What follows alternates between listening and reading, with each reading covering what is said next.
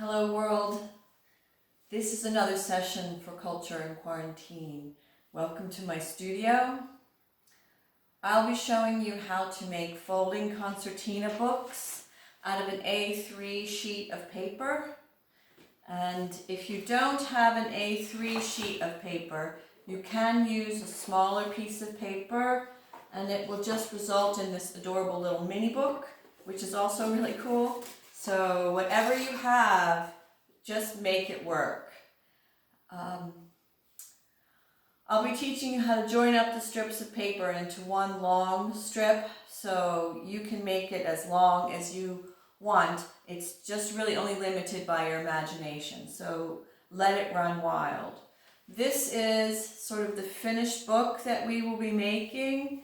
I've tied it together with a bit of twine, and it reflects the long walks that I take here out to the sea. This is called Vanishing Horizon, and it starts with emerging from the pine woods. It goes over the dunes, it arrives at the sea, hits the beach, and then you have the long horizon.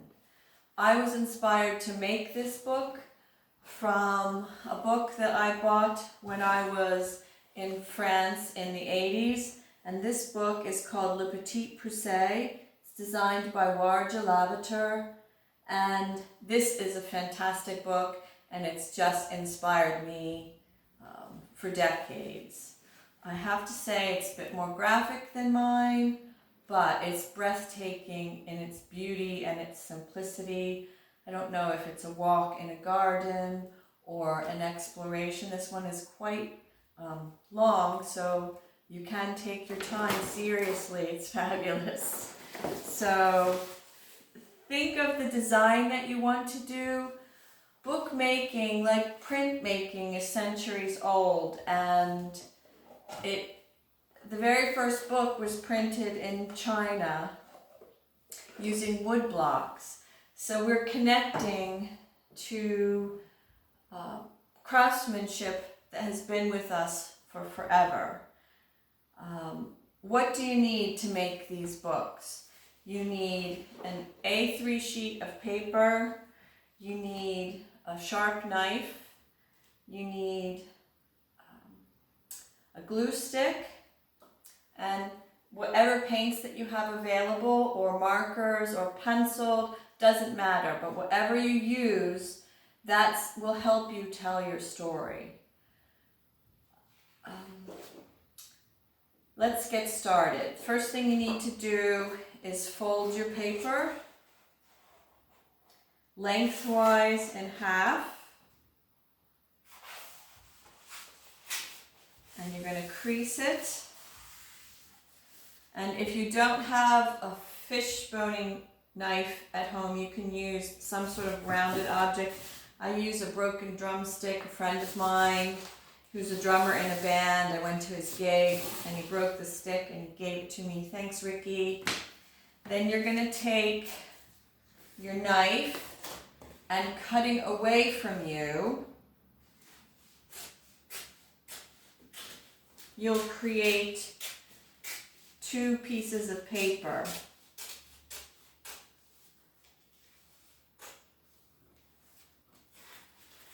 Now you have two strips. We're going to match them up together and we're going to make a seam out of another piece of paper.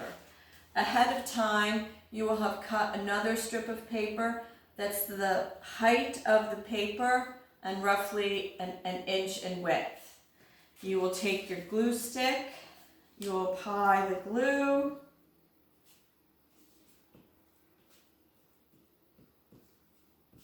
quite easy, quite simple. Take your time. You will line up the seam of the paper, and you will line up your joining paper, and you will attach them. It's very simple. Anybody can do it. Have fun with all of this. It's all just learning, and there's no right or wrong. There's just experimenting and learning, and really the joy of making something. So now you have your long strip. This is the part of the process where you design whatever it is that's your story. And I love storytelling. I love books and I love storytelling, and for me it's part of a human identity. And this project for me combines two of my loves, words and images. And images come from cave paintings and writing comes from stone slabs.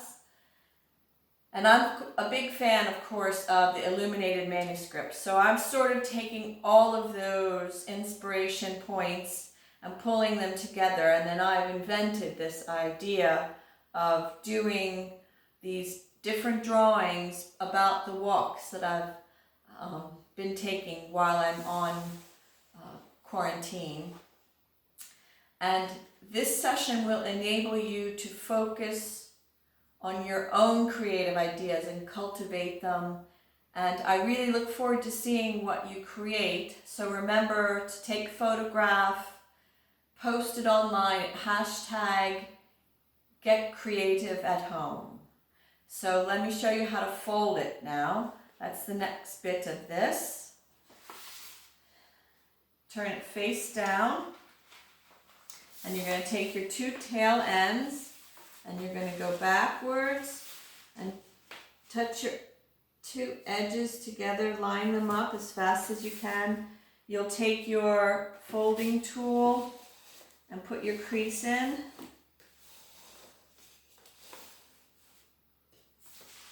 You will fold it bottom to top again.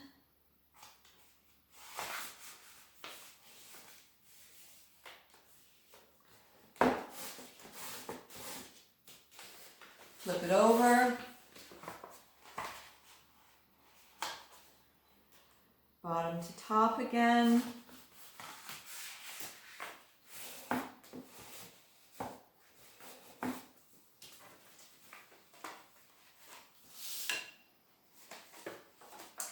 Then you take the outside edge and you fold it into the middle where you've made your mark.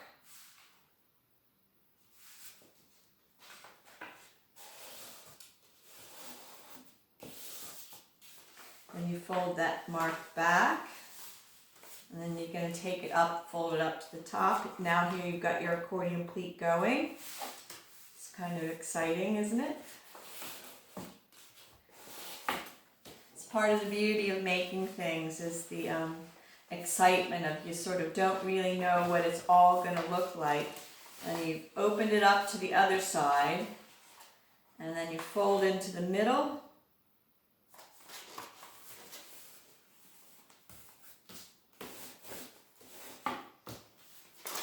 Flip it back, and then the last one is the tail into the middle.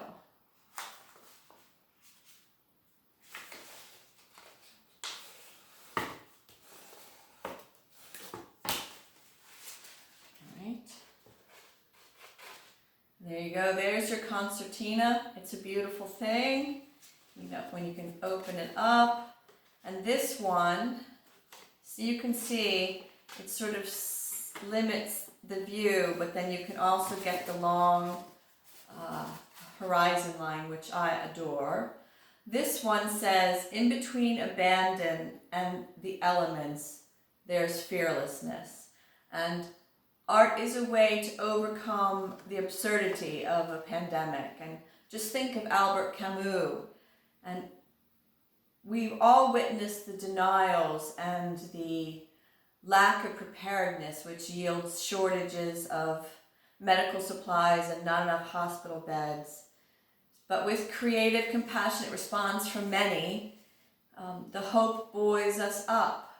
Amidst the uncertainty, we realize that we are all fragile and interdependent, and that pandemics can harm not just the body, but also the spirit. And these books are supposed to be food for your soul and to have fun making them.